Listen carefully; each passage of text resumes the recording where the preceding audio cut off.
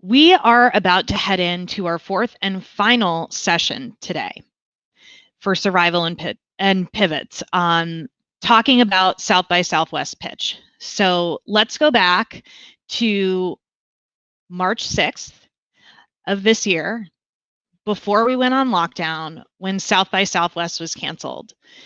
South by Southwest Pitch Competition has been a great way for startups to be able to get out to a global audience. And all of a sudden it was canceled because of the coronavirus.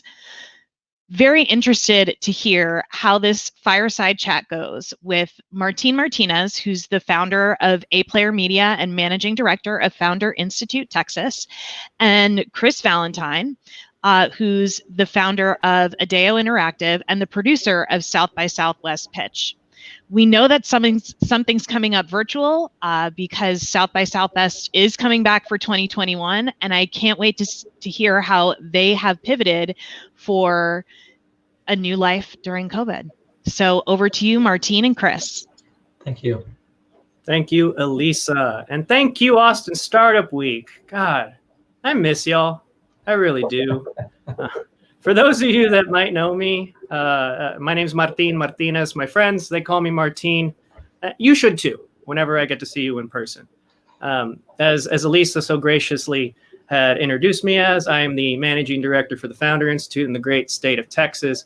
I help oversee operations, events, and partnerships with our chapters in Austin, Houston, and just now, Dallas. Application just closed with Austin, and we kick off our sixth cohort next week, and Dallas will be kicking off events next week, heading into the 2021 first inaugural cohort. And if I know you, I want to see you in the chat, y'all. Please, there's so many familiar faces. I've been a part of Startup Week for so long. I want to see those fantastic characters. Throw some emojis in there if you're feeling spicy. But for some of you that might not know me outside of the startup world, I'm also the founder of A Player Media. We are a live events company based here in Austin, Texas. We produce a whole bunch of kinds of events from music showcases featuring artists like this to full-blown conferences, trade shows. Obviously, very much so, we all know, if you're in the event space or the startup space, where you were at 3 o'clock in the afternoon that Friday, March 6th of 2020, when the city of Austin declared a state of emergency and effectively shut down the 2020 South by Southwest Conference and Music Festival. Devastating for everybody in the industry, startups across the board, everybody that was building up to things like Startup Week, Crawl, everything. No one was spared. And over the past 7 months, a lot has changed. A lot has changed. We thought we might be able to do this live, but obviously we're all in our little 16:9 boxes coming to you live from our studio bedrooms. So I'm really excited about this talk. I've had a chance to be working with Chris Valentine, who's been the mastermind behind the South by Southwest Pitch since its beginning. So we got a lot to cover and not a lot of time, but it's fortunate that we're the last talk, I think, of Startup Week. I'm just going to say it's the last talk of Startup Week. We're really honored to be closing this thing out. So without further ado, I want to introduce somebody who, again, I consider a very strong model in the event production space, someone I look up to with respect to the things that he's done to grow the pitch event throughout South by Southwest. Please, ladies and gentlemen, throw me some love in the chat. Mr. Chris Valentine. Hello, hello, hello. First, I think it's important just for me to say, thanks, Elisa, Martin, Jacqueline, Josh, and the rest of the Austin Startup Week team for producing an incredible virtual event. As somebody who's done some virtual events during kind of the last few months, there are levels of complexity that I don't think people really understand until they're on the other side of it. And so I appreciate what Austin Startup Week is doing, which is bringing the community together in a virtual way. Just a little bit about me. I've been producing events for 25 plus years. The last 13 years, I've been working with South by Southwest Pitch, which was formerly called Accelerator. I'm also in my free time I've owned my own business since 2005 called Adeo Interactive, and have been executive director in my free time with a group called the Busby Foundation, which supports families with ALS and Lou Gehrig's disease. I've got 31 virtual event every month until March, and then there's a big South by. And in addition to all of those things going on, I also have a wonderful wife and a 3.5-year-old baby boy. So I'm busy, but loving life. Right on. Well, thank you for sharing that, Chris. We, again, wishing everybody well. It's glad to see you in the virtual flesh at the moment. So let's get into it, ladies and gentlemen. I know a lot of you in the startup world are curious about South by. News is starting to trickle out, as you've seen. Panel Picker just went live. But today, we're going to talk just about pitch. Because a lot of you, as you look to March, is something that you're always looking forward to. You want to get on that stage. And it didn't start just at the scale that we see it today. So let's go all the way back to its roots. Let's start at the beginning, not 1989 when South by started. This actually happened about almost 15 years ago. So Chris, tell us how that started back in 2007 in the early nascent days of pitch. Yeah, so I think with a lot of things that happened with South by Southwest, it was part of Hugh Forrest's, who is the South by Southwest director of programming's vision. And what was happening was he was seeing startups that were approaching him. This is around the 2008, 2007, 2008 timeline of saying, how do we engage with South by Southwest? And at that point, there really wasn't kind of a clear pathway. And we have to think about events differently than they are today, where the startup component is just a natural part of an event.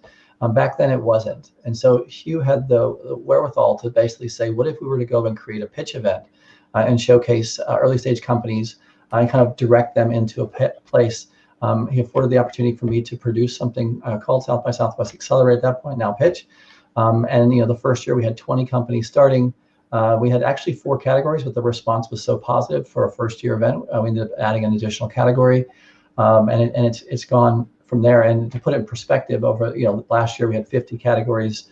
The first year we had 200 companies apply. The last year we had 950. So there's been this nice evolution of kind of where the event's grown. But it was just kind of a pathway to allow startups to kind of participate in an event that really hadn't thought about that. But the industry as a whole really wasn't doing that. And Hugh, as always, was trying to find a way to kind of be ahead of the curve. And obviously that's been the case with this event, what we're doing. That's awesome. And yeah, I've been privileged to watch it grow over the years, both as an attendee, as an advisor, and also seeing some of our local Founder Institute companies, get the chance to be on that stage as either as backup or qualifying. So obviously, again, 2020 was pretty devastating for everyone, from event producers to the startups that apply to pitch, top down, especially the local businesses that were affected, not getting that kind of business. So. But thinking about the startup focus right now, a lot of different startups from all around the world have had the opportunity to pitch some really big names in the investment world during this pitch event. So kind of walk us through memory lane before we got to where we're at now, about maybe some notable people that have been actively participating as judges, mentors, and as well as those companies that have taken the big prize at the end of the weekend. Yeah, and I'll answer that question with some interesting stats, which I think kind of capsulizes the impact that we've made in the startup ecosystem, not just within Austin, but on a global scale, because South by Southwest is a global event. To date, we've had 553 companies apply, or actually have participated. Over 80% of those companies have secured some sort of funding. We're looking at that total funding is about $7.6 billion, and 18% have been acquired by the likes of Apple, Facebook, Twitter, Google, to name a few. And probably our most prestigious companies that have been involved would be organizations like Clout, TubeMogul, Icon, which is a local-based company doing a lot of great things, Tango, but probably the most well-known was Siri, seeing them early stage. And when I talk about like the past, which I think is a good indicator of the future, when we talk about as a startup, who are some people who've been involved with regards to judges? And again, this has always been our goal, is to bring in the highest level of judges from around the globe. But we've had Tim Draper from DFJ, we've had Robert Smith from Vista Equity, Naval Rackup from Angel List, Sid Bester from Founders Fund, Bob Metcalf, Warner Vogel from Amazon, Tim O'Reilly from O'Reilly Media, John Scully from Apple,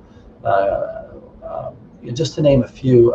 And I think that is an indicator. And when I think about the past, but also kind of where we're going, I always like to say that the goal of the event is to create, as we think about this event, is geographic, gender, and nationality diversity, to create an event that's a reflection of the population of a whole, and so not the traditional tech population. And so our job as a producer in the past, but also moving forward, is to make sure that we're showcasing kind of a global audience with regards to startups, but also looking at every pocket of the world and in those factors and trying to make sure that we have an opportunity to showcase and highlight these companies. We are a competition, not a showcase, but we want to make sure that we bring the best globally to Austin. And I feel like, thinking about those stats, I think we've been able to do that by offering, a large group of people from around the world to participate.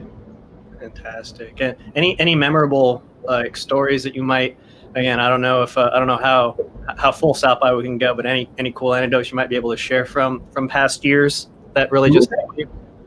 Yeah, I mean, we had one startup that walked off the stage, and I ended up confirming this later with the VC, but he walked off the stage, and the VC basically said, you want to do a term sheet, I'll give you $250 now, and $250 hit certain milestones within a 6-month window. So that was one example. We had another startup that walked off the stage, and there was a $1 million commitment within a week of that. We had another startup who was participating, who was later acquired, and I remember talking to the company and acquiring, and they said, no, we were watching how he responded on stage and how he interacted on stage, and that was going to be our tipping point either way, with regards to, is this somebody we want to kind of bring into our company? And so I think that, with regards to what we're doing, we're such a visible and high-profile platform. I think that the investment community, but also the startup community, sees us as an opportunity to kind of allow this opportunities for these companies to kind of be showcased and use it, hopefully, as a platform to the next level. We're not funders, but we kind of do whatever we can to facilitate those relationships. Gotcha. Again, deals can be made. That South by March magic. It's so true. It's so true. And again, it hurts that we didn't get to experience that magic here in 2021. Again, we all know where we were, and it wasn't just all of a sudden. It was a slow rolling tsunami that lasted all from most of February, culminating with that Friday afternoon that we all know where we were. Maybe we don't remember where we were that night or the rest of March because it was a fog after that, but we got ourselves back up. We understood the gravity of what the COVID crisis was really doing, because in a matter of a few days, the rest of the world, with respect to live events, from major sporting leagues to major festivals that were happening through the summer into the fall, all fell like dominoes. So this doesn't want just one singular anomaly that was COVID in Austin. If anything, it was the best move we could have made. Else something more serious and critical could have happened in the Texas Capitol. So as we went through that crazy, odd, surreal spring and started making our way out of the fog, we had to pick ourselves up as event people.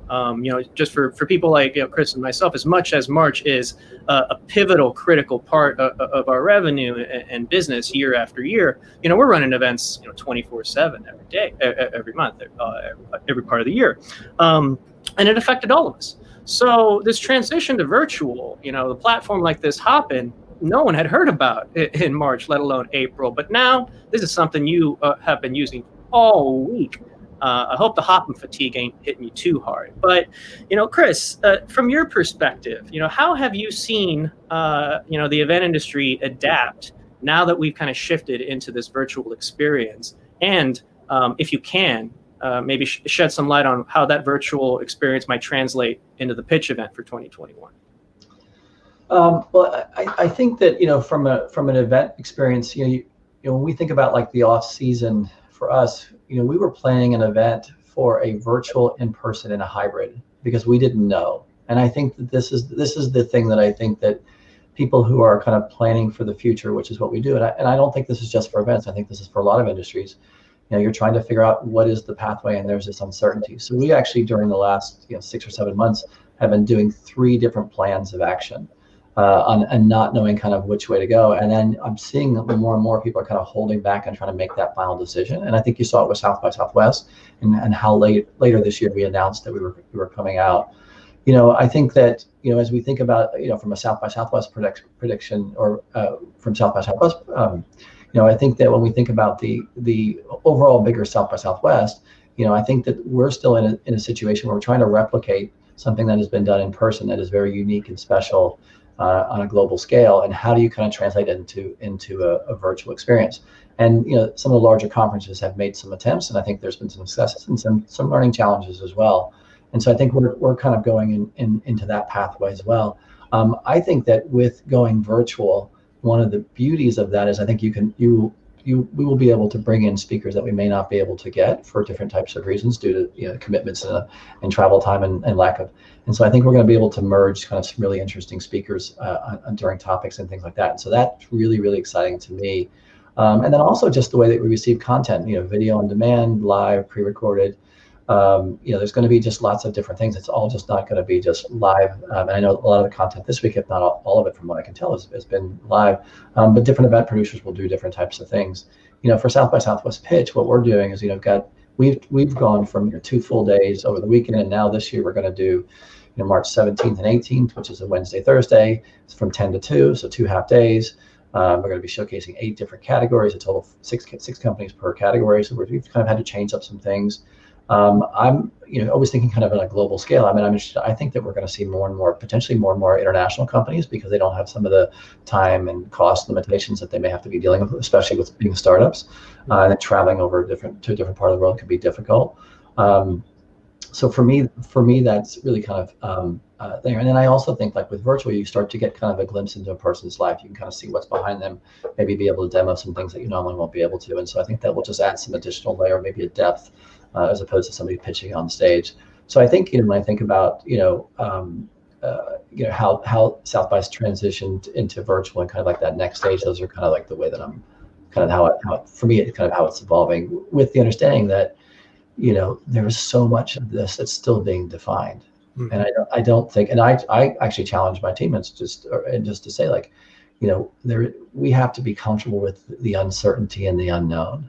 And as an event producer, you're all about that's not the way there's a party that has to work like that, because there's so many moving parts. But it also is this part now where it's like at a level that we've never experienced it with regards to my team and different producers that I talk about. So that's it's an interesting evolution, and just allowing lots of flexibility and there's a lot of grace and a lot of learning that's kind of happening as this is all going on. I loved how you just mentioned that you're planning for 3 different scenarios, which, you're always having a plan B to plan Z when you're an event producer. And to Chris's point, you have to acknowledge the unknown. Something's always going to go wrong that's not in the playbook. But when you're working virtual, you have to pick up all these new skills that you may have contracted out to third-party, vendors of sorts. And so tell me, what are some skills that have been picked up?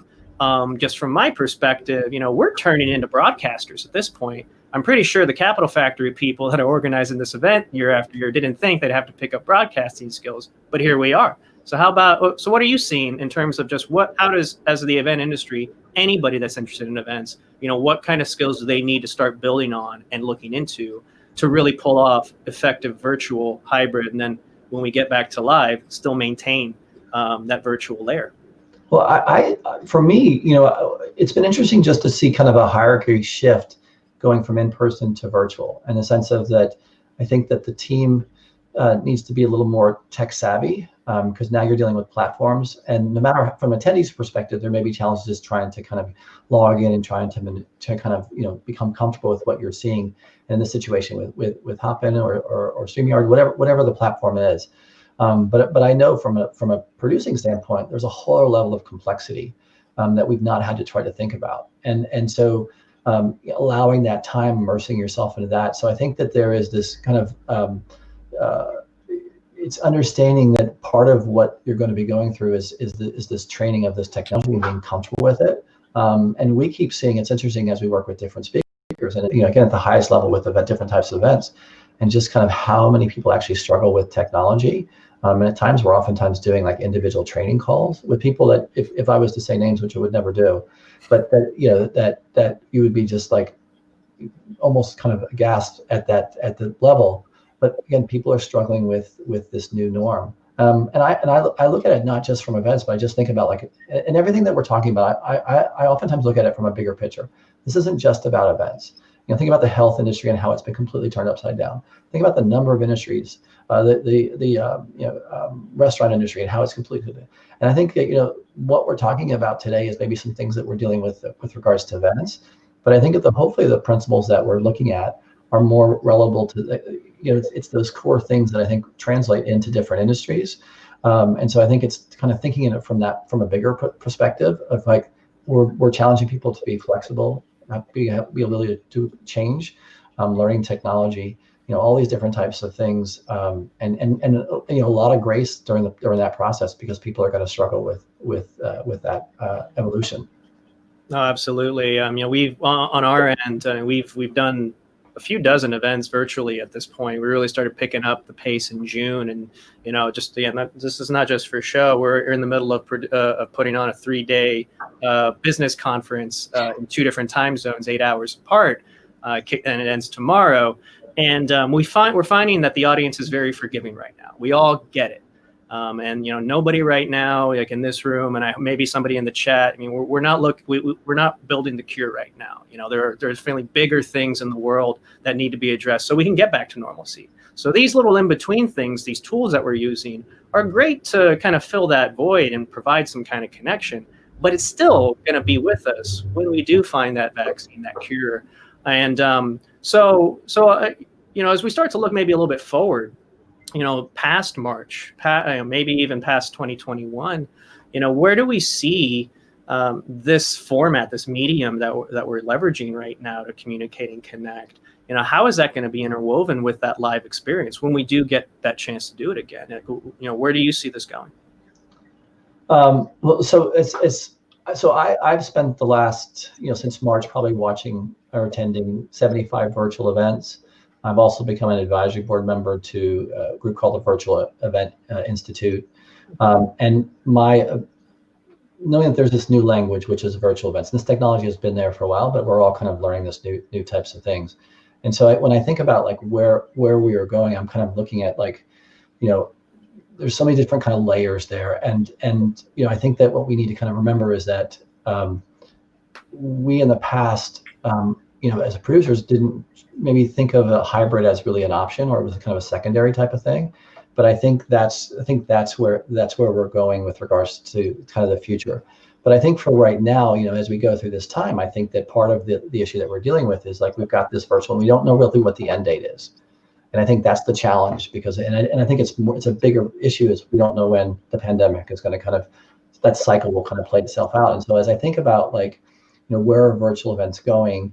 And I think the key part there is, if we understand virtual, and we as an attendee, as well as a producer or anybody involved in events, can understand virtual, as we evolve into the hybrid model, those skills will translate well. And so when one of the beauties of like the virtual experience is like, you can watch content, on your own time. You can have access to content. Potentially producers are now doing, may have done events once or twice a year. Now they may be doing a big event once or twice virtually, but maybe do 10 small ones in between. So you can push content on out to your there. From an attendee's perspective, you're investing less time as you're doing that, and so you're not being pulled away from your desk. Same travel, accommodations. Yes, I miss going to Toronto to see Collision or Web Summit, in Portugal or San Francisco to see TechCrunch Disrupt. But at the same time, I'm able to do things that, so I've minimized some of that additional time. Again, I talked a little bit about, staffing roles, and kind of those are kind of going to be evolving, and kind of the expectations there. So I think, and I think that there's also like the attendee engagement and kind of ways that we kind of look at how we do that, and offering. And then one of the things that really excites me about kind of where we are going is with virtual, just by the nature of virtual, traditionally the cost points are probably less from an attendee's perspective to attend. So something that might have cost $1,000 or $1,500 now may only cost, $50 to $59, $99. So think about how we're opening up the event world to a whole new audience who may not have been able to travel for whatever reason, may not have been able to attend events. And so now I think we're creating less of this digital divide from an events perspective. And that to me is really exciting, because I think we can have this infusion of this whole new group of people into something that was, for some of us, may not have have realized that we were in a class of part of the population that couldn't even be a part of. And now we're allowing them to be the larger part of the population to be involved in what we're doing. So I think for me, it's kind of, I look at it from that perspective, and then understanding that if we can understand the virtual as we go into more of the hybrid, we will take those lessons learned and be able to kind of create more of an immersive experience, layered from that attendee's experience and the producing experience.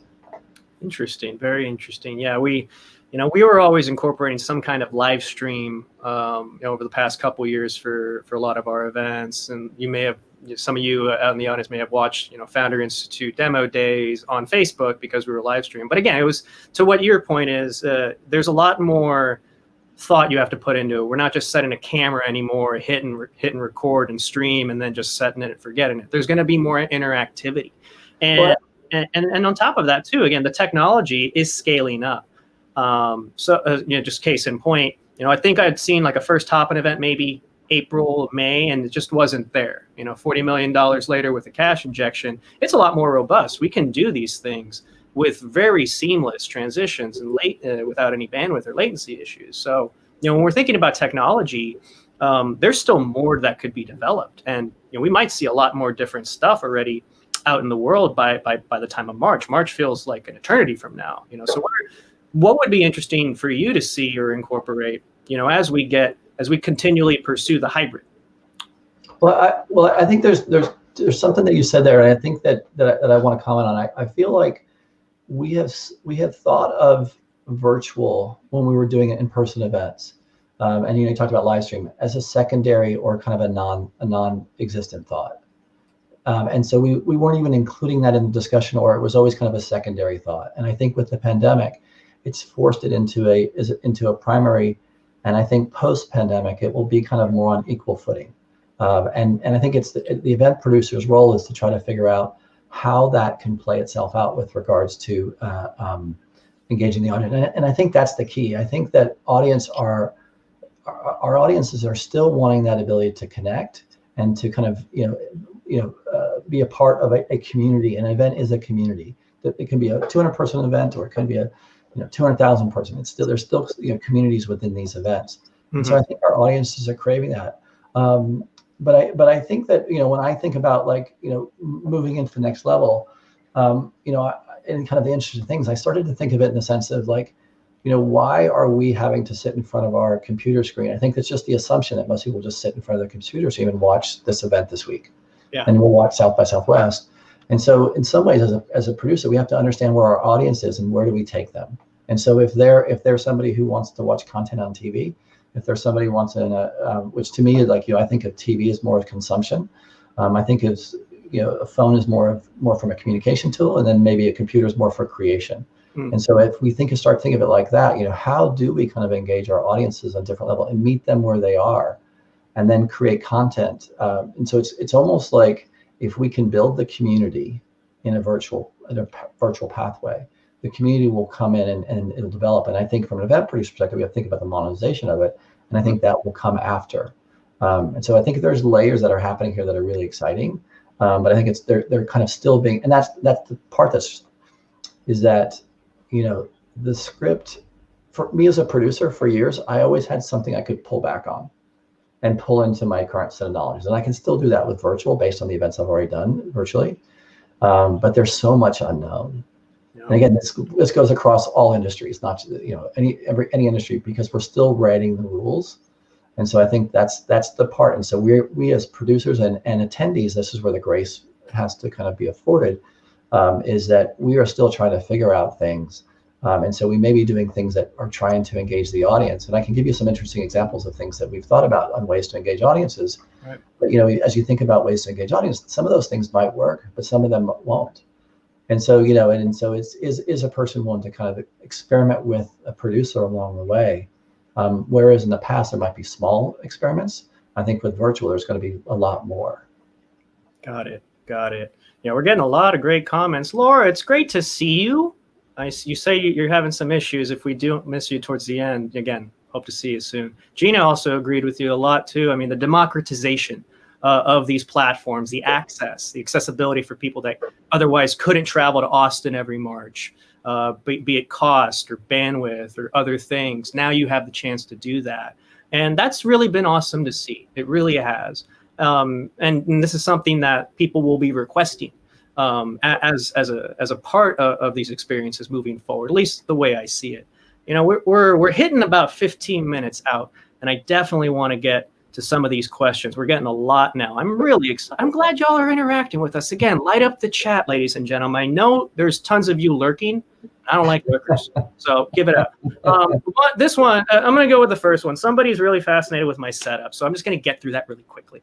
I can't really show you what this looks like. I'd have to turn the camera around, but I took a panoramic from one of the from the conference that we're doing. So this is what you're seeing. This is what I'm looking at right now. And this is also the second command center right here. So again, like as we mentioned, being an event producer, you're building this command center that you would have at a conference or festival or wherever in the comfort of your bedroom, like I am. So we're being able to manage multiple things, different sessions in the same space. And instead of me walking 18 miles a day like I would on a typical South by Tuesday, I'm just pacing in my room for about 6 miles instead.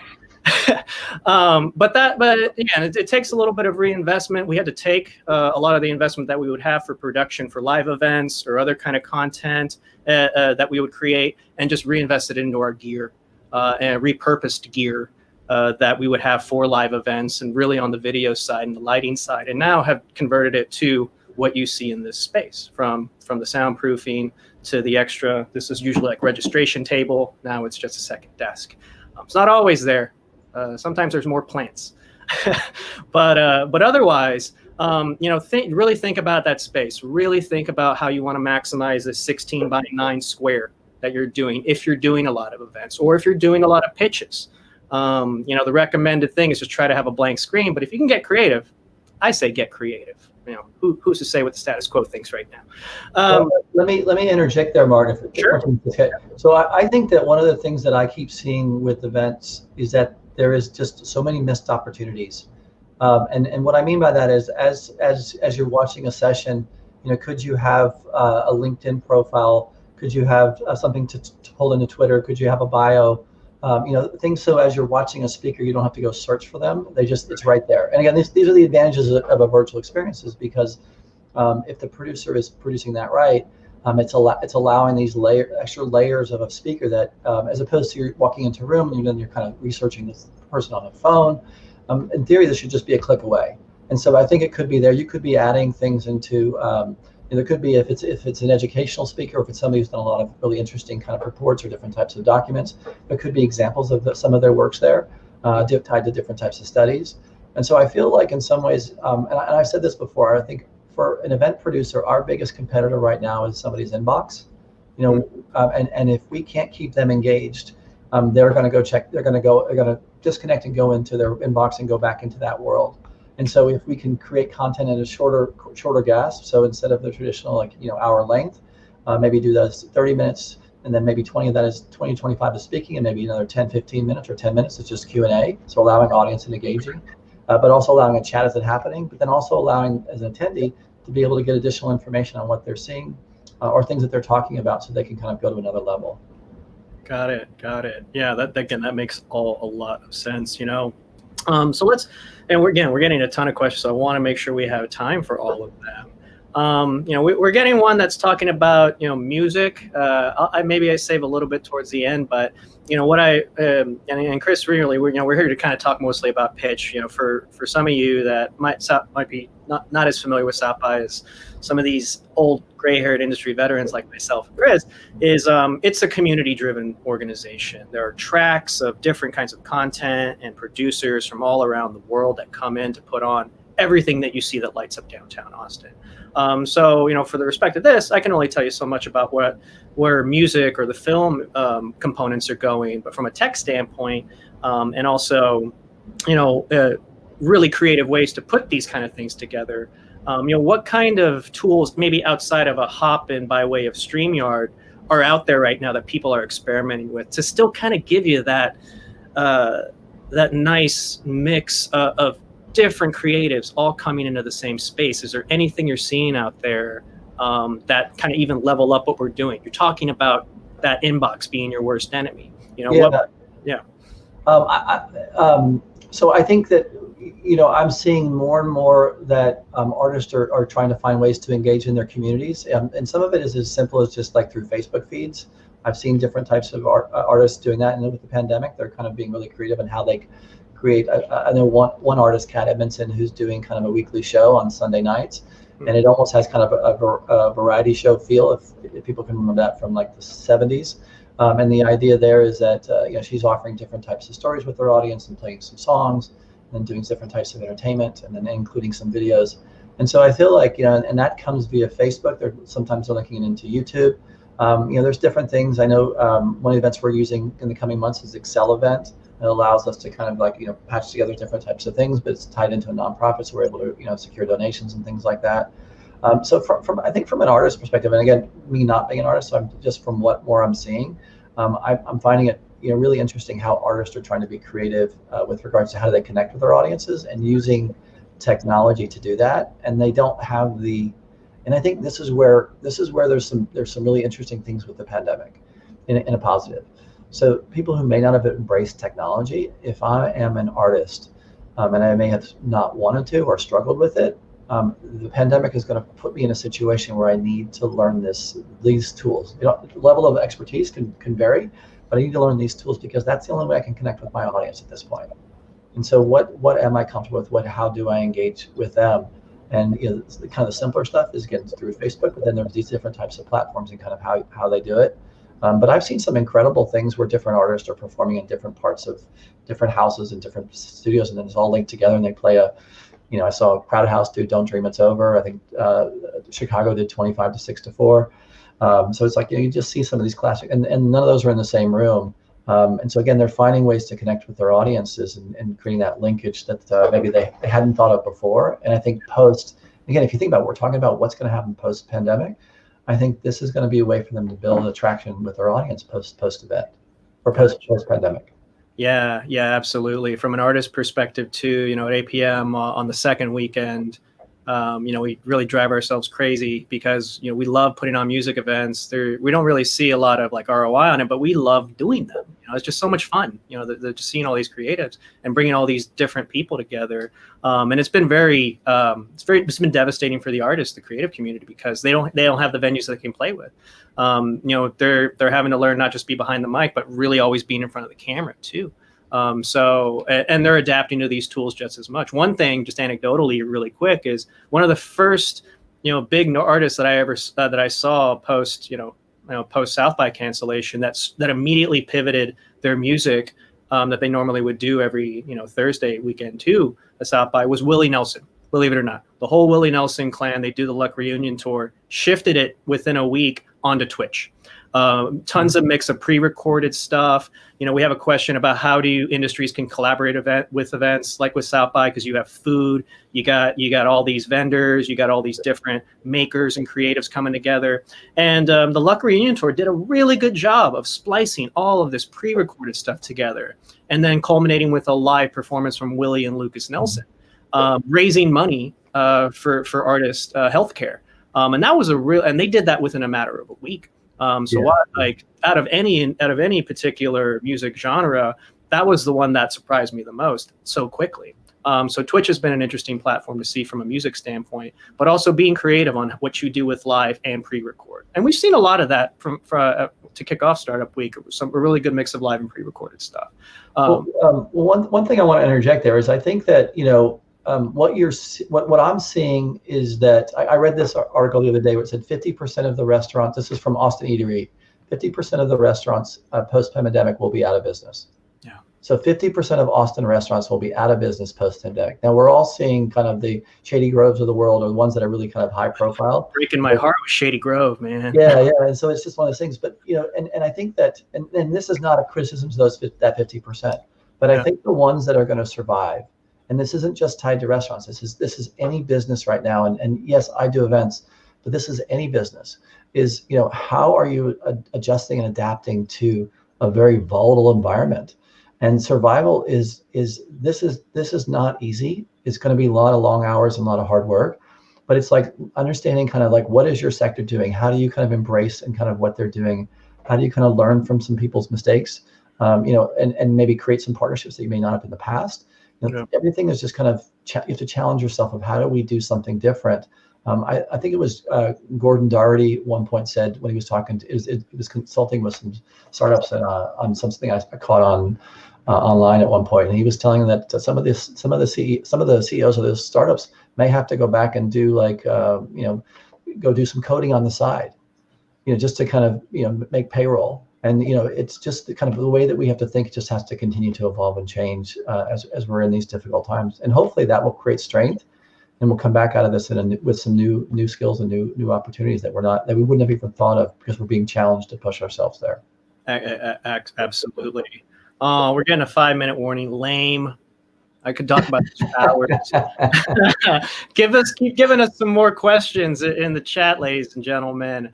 I'm looking at some of the live comments. Laura Kobe's saying, Facebook is making it pretty hard for artists to do live streams, and this is true. I saw early on, DJs doing Saturday sets, playing music. Within 7 seconds now, they pull them straight off the feed, which is why I'm seeing a lot of activity on Twitch. You can actually monetize your work on Twitch. I'm not the biggest Facebook guy. Don't tell anyone, ladies and gentlemen. But, I'm already a little biased when I say that. Just find where your community is. And I think at the very end of it, one thing that I saw that I've discovered over this whole experience, which I think is going to tie in with probably our final question, which was one of the first ones, which is one of the most biggest takeaways that we've seen or gotten about pivoting events in 2020 for me.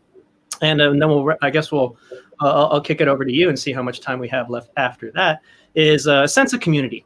Community, as we think about it, is this physical space where we get things like the startup crawl or the unofficial that we would produce, on Thursday nights for the last couple of years during startup weeks, has been it's where your people are. And when you don't have that physical, the literal physical presence of those people, what mediums are you choosing to still build that camaraderie? From our Founder Institute perspective, we've seen a lot of interesting activity just come out of our Slack community. And then from an event standpoint, a lot of us, since we weren't on the road traveling or just in the weeds trying to build out our events, we've had a chance to really collaborate. I don't know about you, Chris, but I've been able to connect and talk to more event producers around the country and the world over these past few months than I think I have ever had in my career, because we just don't have anything to do. And now we can finally share knowledge and work together and collaborate. Like for this conference that we had today, I had some people, helping us man Zoom rooms based in Dallas and another in San Diego. That's stuff you just can't get in the physical stuff. And that community is still there. So that's been my big takeaway to see pivoting to events in 2020. But I'm curious to learn about yours. So, I see myself as a community builder, and I just happen to produce events. And so communities doesn't have to be Austin. It could be sectors. It could be, it could be tied into different technologies. It could be lots of different types of things. And so, and I love bringing together communities and kind of building things. Oh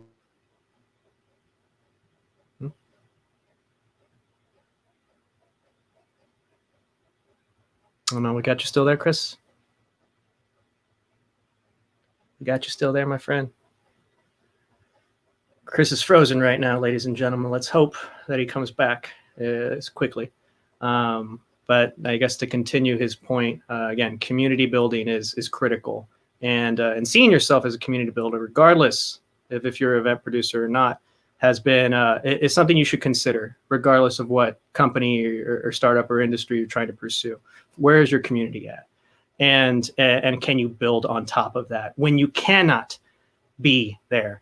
Oh, Tatiana wants me to say a joke. I don't have jokes. I just sometimes I'm serious, sometimes I'm not. But find your community. Maybe it's not on Facebook. Maybe it's on Instagram. Again, not a big fan of Facebook properties. But from an artist standpoint, maybe it's Twitch, or maybe it's a tool that we're still building on right now. And so for Chris Valentine, I wanted to do a call to action. I guess you're going to have to wait, ladies and gentlemen, on when applications for the pitch event go live. That's not my information to disclose, whether I know it or not. But I want to thank you all for being here for the last 45 minutes as I get to talk about a couple of the things that I love most in my work. Events and the big monster that is South by Southwest. So from everybody here, On behalf of Mr. Valentine and the fantastic people over at South by, and for everybody over here in my little bedroom studio, which is just me, I wish you all the best. I wish you all safety and wellness. And go vote, please. Go vote. Elisa, back to Thank you, Martin. Thank you, Martin. And thank you, all of you that are out there that joined us for any of the sessions today. We had some great insight from all different types of sources, people from who are startups. We talked to investors. We heard about retail. And finally, what South by Southwest is working on for 2021. We're so excited and so glad that we could have you here today. So until next time, take care of yourselves, take care of your family and friends, and take care of your community. We'll see y'all soon.